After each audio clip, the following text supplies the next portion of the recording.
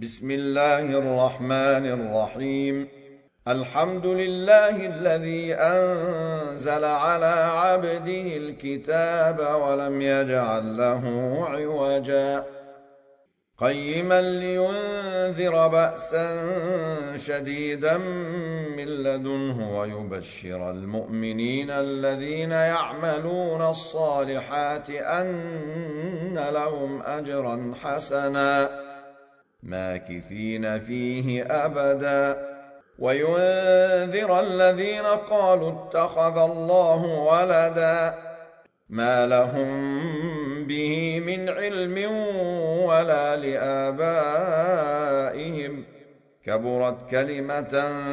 تخرج من أفواههم إن يقولون إلا كذبا فلعلك باخع نفسك على آثارهم إن لم يؤمنوا بهذا الحديث أسفا إنا جعلنا ما على الأرض زينة لها لنبلوهم أيهم أحسن عملا وإنا لجاعلون ما عليها صعيدا جرزا أم حسبت أن أصحاب الكهف والرقيم كانوا من آياتنا عجبا إذ أوى الفتية إلى الكهف فقالوا ربنا آتنا من لدنك رحمة وهيئ لنا من أمرنا رشدا فضربنا على آذانهم في الكهف سنين عددا ثم بعثناهم لنعلم أي الحزبين أحصى لما لبثوا أمدا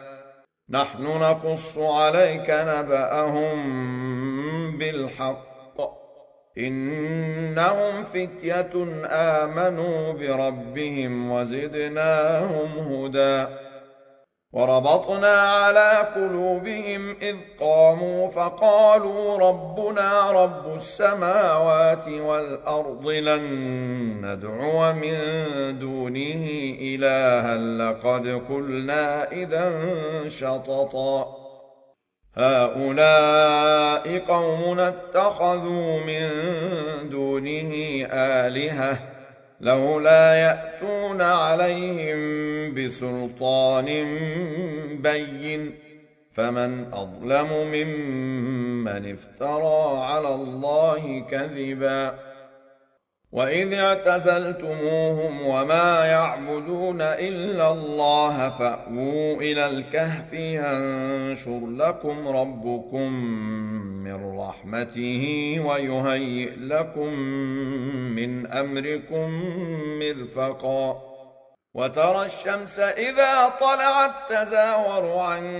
كهفهم ذات اليمين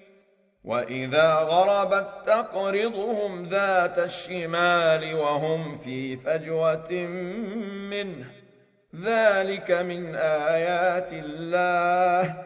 من يهد الله فهو المهتد ومن يضلل فلن تجد له وليا مرشدا وتحسبهم أيقاظا وهم رقود ونقلبهم ذات اليمين وذات الشمال وكلبهم باسط ذراعيه بالوصيد لو اطلعت عليهم لوليت منهم فرارا ولملئت منهم رعبا وكذلك بعثناهم ليتساءلوا بينهم قال قائل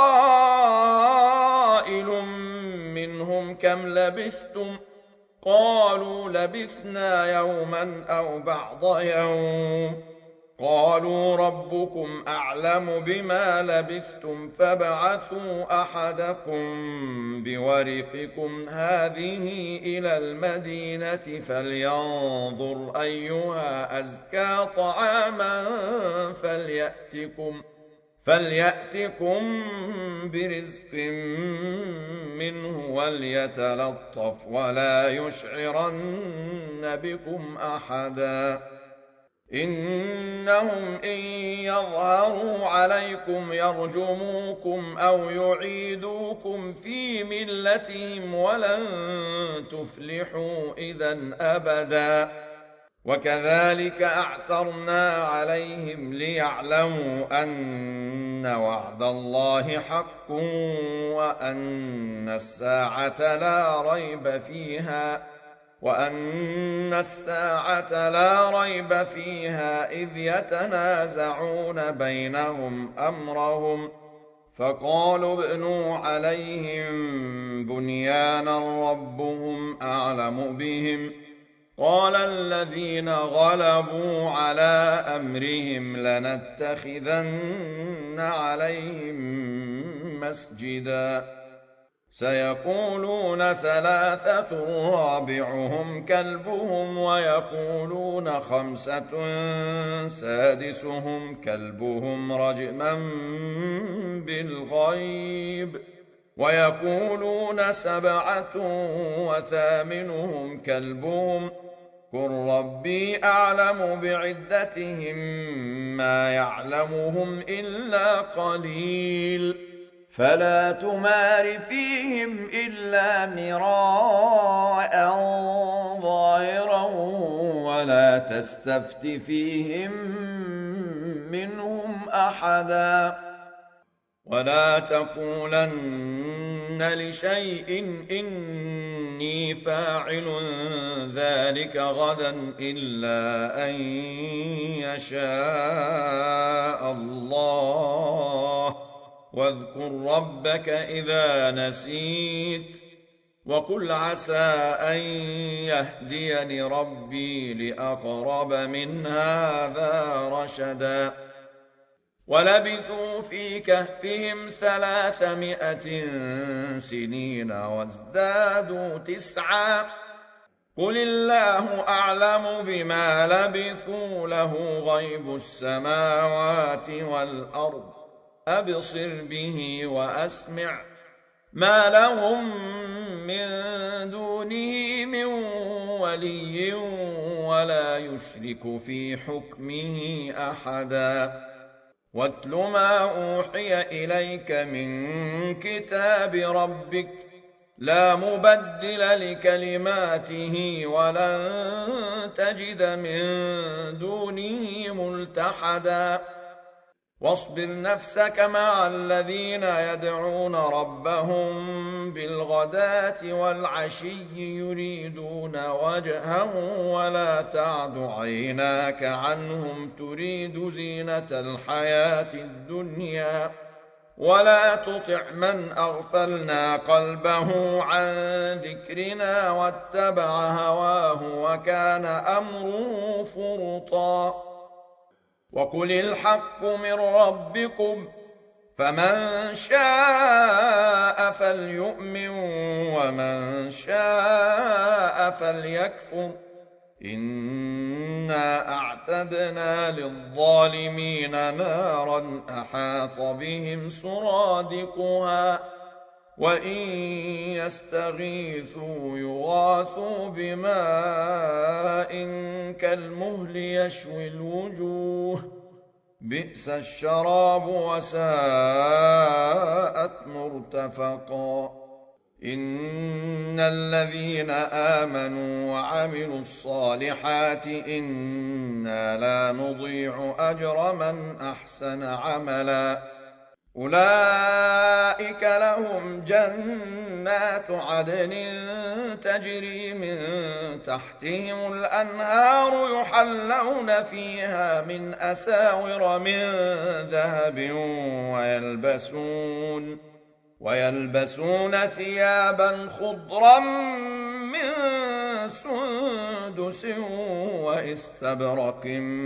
متكئين فيها على الأرائك نعم الثواب وحسنت مرتفقا واضرب لهم مثل الرجلين جعلنا لأحدهما جنتين من أعناب وحففناهما بنخل وجعلنا بينهما زرعا كلتا الجنتين آتت أكلها ولم تظلم منه شيئا وفجرنا خلالهما نهرا وكان له ثمر فقال لصاحبه وهو يحاوره أنا أكثر منك مالا وأعز نفرا ودخل جنته وهو ظالم لنفسه قال ما أظن أن تبيد هذه أبدا وما أظن الساعة قائمة ولئن رددت إلى ربي لأجدن خيرا منها منقلبا قال له صاحبه وهو يحاوره أكفرت بالذي خلقك من تراب ثم من نطفة ثم سواك رجلا لكن هو الله ربي ولا أشرك بربي أحدا ولولا إذ دخلت جنتك قلت ما شاء الله لا قوة إلا بالله إن ترني أنا أقل منك مالا وولدا فعسى ربي أن يؤتيني خيرا من جنتك ويرسل عليها حسبانا من السماء فتصبح صعيدا زلقا أو يصبح ماؤها غورا فلن تستطيع له طلبا وأحيط بثمره فأصبح يقلب كفيه على ما أنفق فيها وهي خاوية على عروشها ويقول يا ليتني لم أشرك بربي أحدا ولم تكن له فئة ينصرونه من دون الله وما كان منتصرا هنالك الولاية لله الحق هو خير ثوابا وخير عقبا واضرب لهم مثل الحياة الدنيا كماء إن أنزلناه من السماء فاختلط به نبات الأرض فأصبح هشيما تذروه الرياح وكان الله على كل شيء مقتدرا المال والبنون زينة الحياة الدنيا والباقيات الصالحات خير عند ربك ثوابا وخير أملا ويوم نسير الجبال وترى الأرض بارزة وحشرناهم فلم نغادر منهم أحدا وعرضوا على ربك صفا لقد جئتمونا كما خلقناكم أول مرة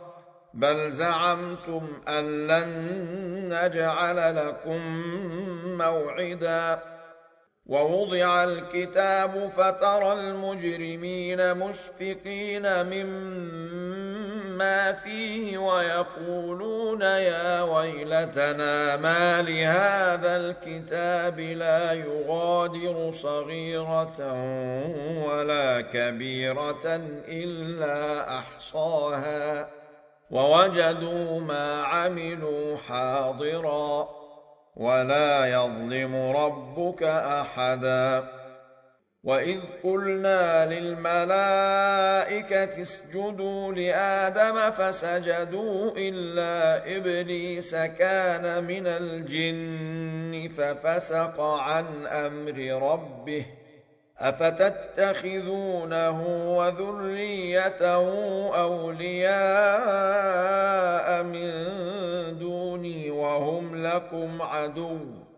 بئس للظالمين بدلا ما أشهدتهم خلق السماوات والأرض ولا خلق أنفسهم وما كنت متخذ المضلين عضدا ويوم يقول نادوا شركائي الذين زعمتم فدعوهم فلم يستجيبوا لهم وجعلنا بينهم موبقا ورأى المجرمون النار فظنوا أنهم مواقعوها ولم يجدوا عنها مصرفا ولقد صرفنا في هذا القرآن للناس من كل مثل وكان الإنسان أكثر شيء جدلا وما منع الناس أن يؤمنوا إذ جاءهم الهدى ويستغفروا ربهم إلا أن تأتيهم سنة الأولين أو يأتيهم العذاب قبلا وما نرسل المرسلين إلا مبشرين ومنذرين ويجادل الذين كفروا بالباطل ليدحضوا به الحق واتخذوا آياتي وما أنذروا هزوا ومن أظلم ممن ذكر بآيات ربه فأعرض عنها ونسي ما قدمت يداه إنا جعلنا على قلوبهم أكنة أن يفقهوه وفي آذانهم وقرا وإن تدعهم إلى الهدى فلن يهتدوا إذن أبدا وربك الغفور ذو الرحمة لو يؤاخذهم بما كسبوا لعجل لهم العذاب بل لهم موعد لن يجدوا من دونه موئلا وتلك القرى أهلكناهم لما ظلموا وجعلنا لمهلكهم موعدا وإذ قال موسى لفتاه لا أبرح حتى أبلغ مجمع البحرين أو أمضي حقبا فلما بلغا مجمع بينهما نسيا حوتهما فاتخذ سبيله في البحر سربا فلما جاوزا قال لفتاه آتنا غداءنا لقد لقينا من سفرنا هذا نصبا قال أرأيت إذ أوينا إلى الصخرة فإني نسيت الحوت وما أنسانيه إلا الشيطان أن أذكره واتخذ سبيله في البحر عجبا قال ذلك ما كنا نبغ فارتدا على آثارهما قصصا فوجدا عبدا من عبادنا آتيناه رحمة من عندنا وعلمناه من لدنا علما قال له موسى هل أتبعك على أن تعلمني مما علمت رشدا قال إنك لن تستطيع معي صبرا وكيف تصبر على ما لم تحط به خبرا قال ستجدني إن شاء الله صابرا ولا أعصي لك أمرا قال فإن اتبعتني فلا تسألني عن شيء حتى أحدث لك منه ذكرا فانطلقا حتى إذا ركبا في السفينة خرقها قال أخرقتها لتغرق أهلها لقد جئت شيئا إمرا قال ألم أقل إنك لن تستطيع معي صبرا قال لا تؤاخذني بما نسيت ولا ترهقني من أمري عسرا فانطلقا حتى إذا لقيا غلاما فقتله قال أقتلت نفسا زكية بغير نفس لقد جئت شيئا نكرا قال ألم أقل لك إنك لن تستطيع معي صبرا قال إن سألتك عن شيء بعدها فلا تصاحبني قد بلغت من لدني عذرا فانطلقا حتى إذا أتيا أهل قرية استطعما أهلها فأبوا أن يضيفوهما فوجدا فيها جدارا يريد أن ينقض فأقامه قال لو شئت لاتخذت عليه أجرا قال هذا فراق بيني وبينك سأنبئك بتأويل ما لم تستطع عليه صبرا أما السفينة فكانت لمساكين يعملون في البحر فأردت أن أعيبها وكان وراءهم ملك يأخذ كل سفينة غصبا وأما الغلام فكان أبواه مؤمنين فخشينا أن يرهقهما طغيانا وكفرا فأردنا أن يبدلهما ربهما خيرا منه زكاة وأقرب رحما وأما الجدار فكان لغلامين يتيمين في المدينة وكان تحته كنز لهما وكان أبوهما صالحا فأراد ربك أن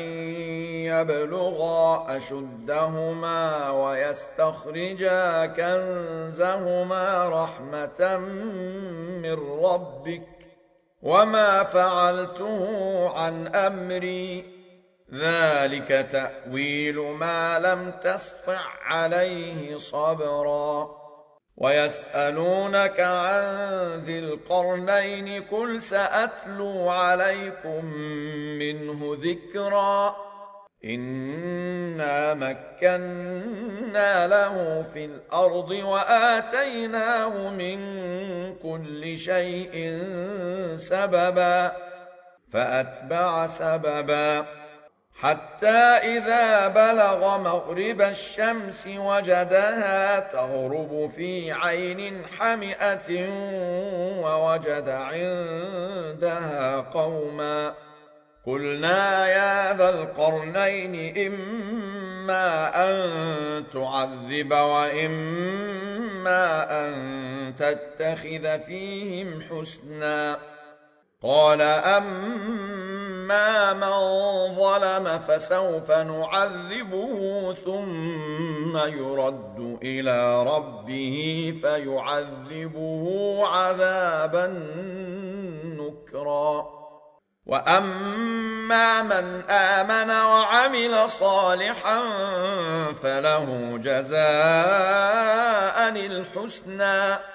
وسنقول له من أمرنا يسرا. ثم أتبع سببا حتى إذا بلغ مطلع الشمس وجدها تطلع على قوم لم نجعل لهم من دونها سترا. كذلك وقد أحطنا بما لديه خبرا. ثم أتبع سببا حتى إذا بلغ بين السدين وجد من دونهما قوما لا يكادون يفقهون قولا.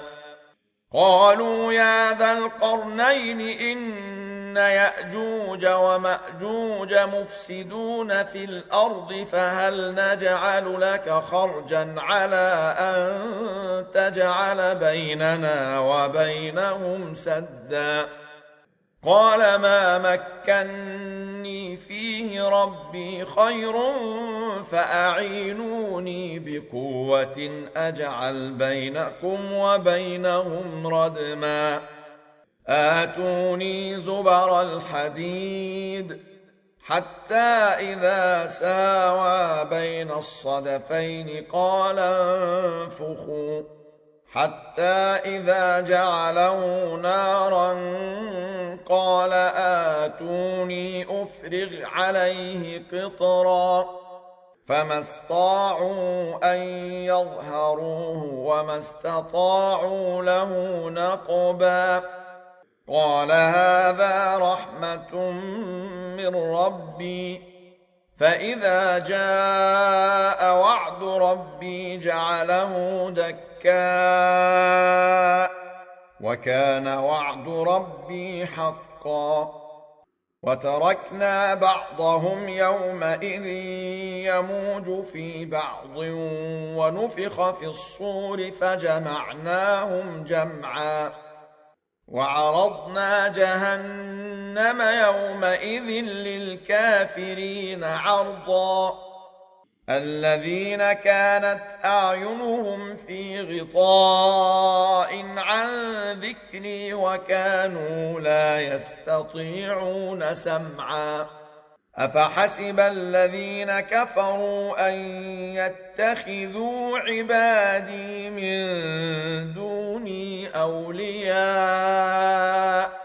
إنا أعتدنا جهنم للكافرين نزلا. قل هل ننبئكم بالأخسرين أعمالا الذين ضل سعيهم في الحياة الدنيا وهم يحسبون أنهم يحسنون صنعا. أولئك الذين كفروا بآيات ربهم ولقائه فحبطت أعمالهم فلا نقيم لهم يوم القيامة وزنا. ذلك جزاؤهم جهنم بما كفروا واتخذوا آياتي ورسلي هزوا. إن الذين آمنوا وعملوا الصالحات كانت لهم جنات الفردوس نزلا خالدين فيها لا يبغون عنها حولا. قل لو كان البحر مدادا لكلمات ربي لنفد البحر قبل أن تنفد كلمات ربي ولو جئنا بمثله مددا. قل إنما أنا بشر مثلكم يوحى إلي أنما إلهكم إله واحد فمن كان يرجو لقاء ربه فليعمل عملا صالحا ولا يشرك بعبادة ربه أحدا.